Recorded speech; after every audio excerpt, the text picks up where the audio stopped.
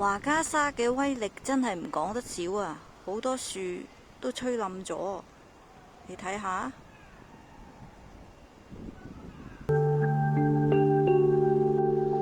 窗台水滴晃呀晃，云佛楼下小金光，街道刚谁过早，空气甜得像颗糖。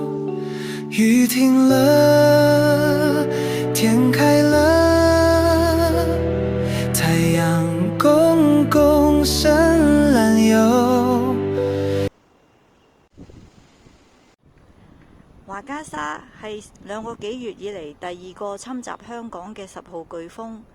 假如佢唔係採取一個較為偏西嘅方向嚟到侵襲香港嘅時候，應該嗰個損失破壞對香港會更加嘅嚴重。